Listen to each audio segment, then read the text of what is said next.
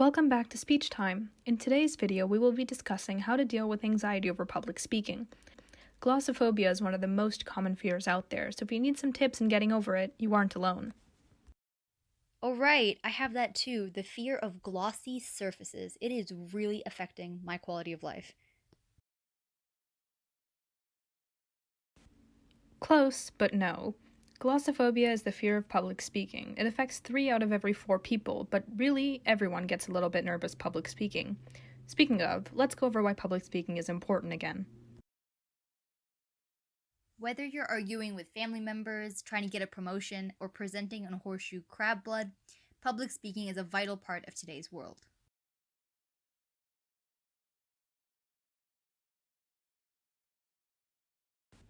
Public speaking is a skill needed for interviews, activism, and everything else. And as you get more confident in what you're saying, you'll be more confident in general. Well, that sounds great. But maybe first you want to learn more about why people get nervous. So, what causes speech anxiety? People get nervous when public speaking because they're self conscious, worried others are judging them, judging their own abilities, or feeling unprepared as a result of past experiences. No matter what it is completely okay to be nervous about public speaking. But let's discuss some strategies to make you a more confident speaker. Let's start with the feeling of being unprepared, and I'm sure you can imagine the best way to tackle this is being prepared. Knowing the layout of your speech is a good start. If you have 5 seconds or 5 months, you can come up with the 3 big things you need to tell your audience. This means that even if you panic, you won't have to worry about a forgotten script. You can still present those 3 big ideas. And if you find it difficult to speak on your feet, then be sure to practice your speech as many times as possible until you are much more comfortable with it. Sometimes it isn't even our own speaking ability that holds us back, but it's self doubt. So, when dealing with self doubt, all you can do is think about what you're afraid of. When we panic, say over chemistry experiments or class presentations, we overthink the likelihood of something terrible happening. What you need to think instead is, okay, yes, maybe I'll stumble a bit, but what are the chances that those 1 or 2 stumbles will lead to me being alone and penniless? Probably the chances are not that high. So you just need to trust yourself and get through the presentation. So now you're okay with your own performance, but you walk into a room and realize that everyone else seems to know what's going on. What now? You're super worried that they're going to start judging your abilities. Another great strategy is to borrow from great speakers. Watch people who you think know what they're doing. Mirror their body language to give yourself confidence and figure out what they do to make themselves great. What is it about them that makes you want to listen? Is it their confidence, their sense of humor, the way they say words? Whatever it is, you could always learn from the best. Great point. And if you're still nervous, there's a whole lot more you can do. Visualize success, that's always a good one. Picture yourself delivering this speech in the best way possible, and picture the audience's reaction. A key point in speech and debate is fake it till you make it.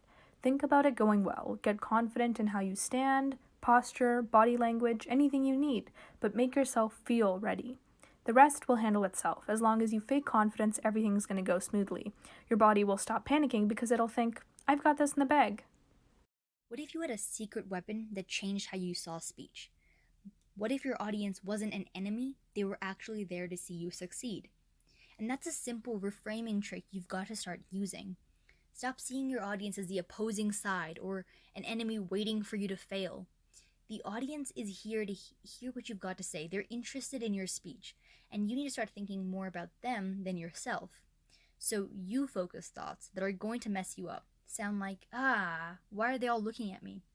Audience-focused thoughts are more like, so they look a bit confused. Let me repeat this line so they understand.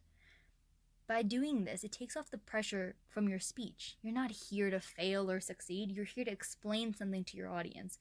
They're here to hear something incredible that you have to say. And though this may be hard, let go of trying to make it perfect. Normal, natural, and friendly speech is bound to stumble. You need to relax, take a breath, not get so worried over small pauses. The audience usually wants you to succeed. They want you to tell them about your new invention or the future of the company or even a school project. Stumbles and pauses are completely fine. Another thing you can try to do is change your speech to match your style, not the other way around. If you're a super casual speaker who loves to crack jokes, change your speech to match that. You'll do so much better performing something that doesn't seem foreign to you. And if you can't just change the subject like that, that's okay. Structure the speech around how you would talk about the subject if you were just simply having a conversation with a friend about it, like Badra said earlier. By the way, none of these tips can make you a superstar Toastmaster overnight.